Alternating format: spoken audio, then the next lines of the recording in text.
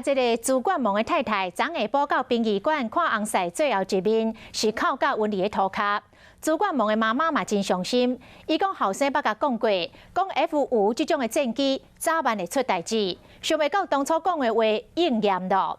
朱妈妈痛骂空军，无重视战机牢固甲飞安的问题，一定要等到出人命才有人重视。朱妈妈真痛心。 看到先生的相片，规个人都温暖，直接伫咧灵堂的门口放声大吼。伊是不幸殉职的陪歌主管梦的家后，伫咧朋友的陪同之下，参朱爸爸、朱妈妈嘛对彰化赶起来，心情是真振动来看后生上尾一面。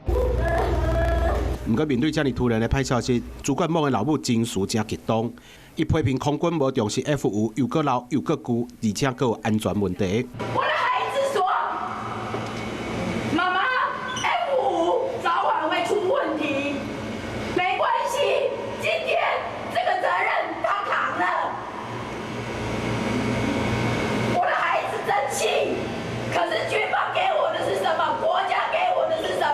面对后生的意外，老母是真愤怒。为什么这个责任爱伊的囡仔来担？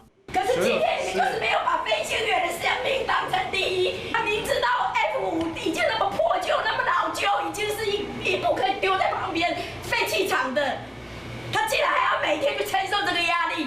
面对囡仔就安尼离开，朱妈妈讲，就当作是囡仔出外，即马来遮替伊检查行李。另外，检方验尸的初步结果，主管面是因为外伤致使头壳内出血。 马上就中枢神经休克来死亡，家属即摆心就亲像倒咧挂，因为这个家永远起一角。